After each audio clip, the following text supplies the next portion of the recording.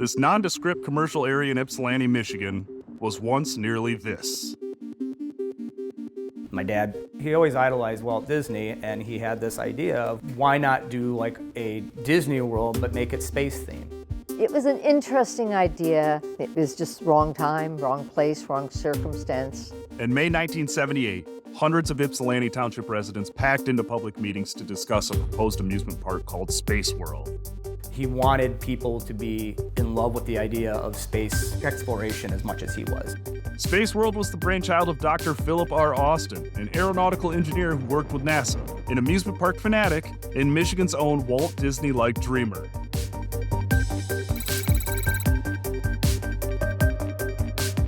In the 1970s, Dr. Philip Austin was running a successful company in Livonia, Michigan that trained engineers to design and operate clean rooms. His son says Austin was the world's leading expert on clean rooms at the time. Truly, he was the Thomas Edison of the clean room. He wrote the first textbook on clean rooms back in the mid-60s. A clean room creates a filtered environment for the manufacture of things like electronics, pharmaceutical products, and parts for the military and aerospace industries. Austin also did some work for NASA, including helping with the design of clean rooms used for the Apollo program, which landed the first humans on the moon in 1969. He definitely had a huge role in that project. Austin's son, an aerospace engineer himself, says his dad had a true passion for space and space exploration. So in the mid-1970s, when NASA asked outside companies to submit proposals for colonizing space, Austin jumped at the opportunity. We started this little business called Space Colonization Incorporated and developed a proposal to, how we were gonna live on the moon. We had, drawings of a little spaceship that would go back and forth. And actually that's kind of what I think morphed into Space World. Austin started dreaming bigger. He wanted to recreate the experience of being in space right here on Earth. And he thought a space-themed park could drum up public support for NASA's endeavors. He also loved amusement parks. Ed Schiller, a longtime friend and early employee of Dr. Austin's, thinks roller coasters reminded Austin of riding in fighter jets while he served in the Air Force after graduate school. There wasn't a ride that we didn't miss at Disney or Epcot. We were on every ride, sometimes twice, sometimes 3 times. A theme park about space was a unique idea, according to amusement park historian Jim Futrell. There were very few, if any, parks with a space theme that were being proposed at that time. You had all kinds of other themes, but nothing really that looked to outer space. Austin started a company called Space World Inc. and began years of planning. I think he spent about every hour of the day that he could for many years doing this. Austin and his young son traveled the country, scoping out other amusement parks. Looking back retrospectively, I'm like, wow, that was really cool. We were going and we were having fun, but the purpose of it was to, okay, how is this place laid out? With help from designers, Austin's vision for the park began to take shape. There would be a large geodesic dome inspired by the 1967 Montreal Expo. At that point, Epcot didn't exist, so it wasn't like, oh, we're going to build it like Epcot, we're going to build it like the one in Montreal Expo, but bigger. Everything was bigger. It was going to be bigger, right? That's just my dad. A roller coaster in an enclosed tube would make it feel like you were moving at the speed of light.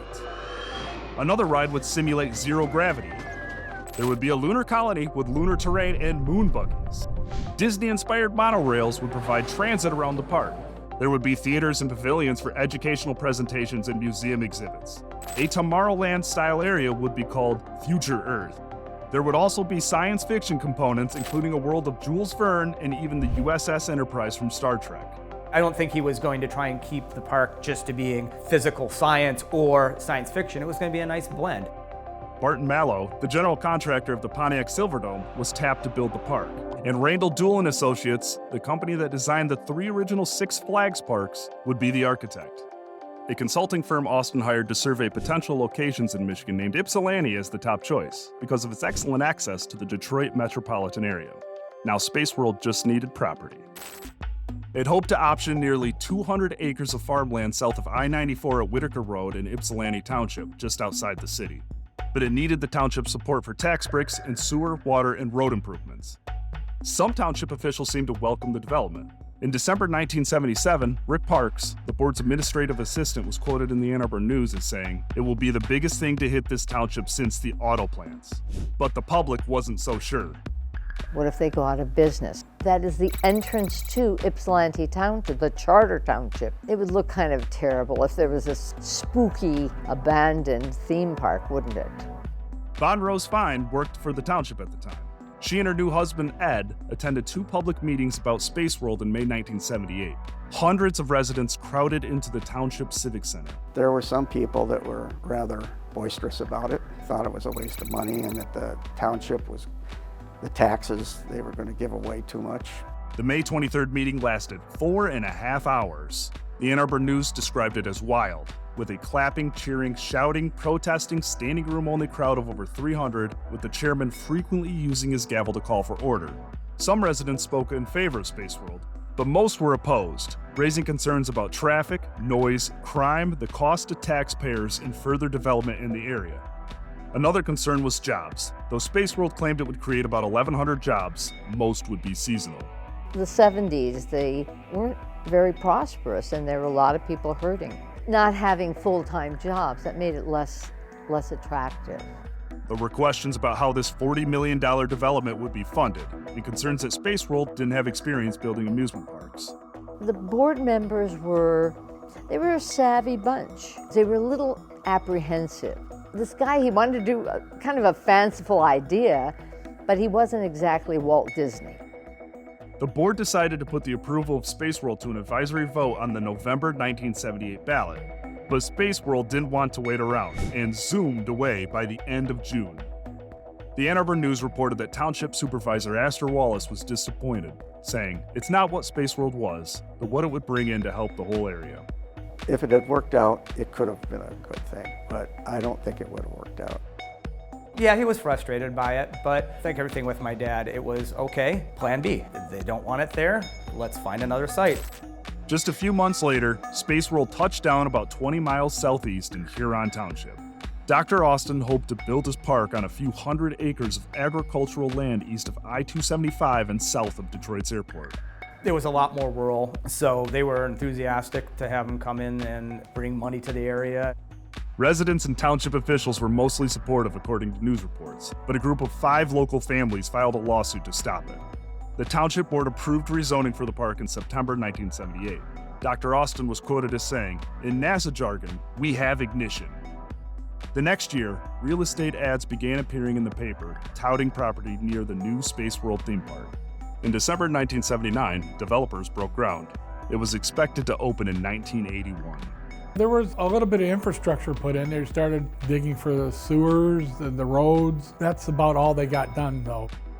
Austin needed a major construction loan to get Space World off the ground, but interest rates at the time were astronomical, well over 20%, and the project was scrubbed.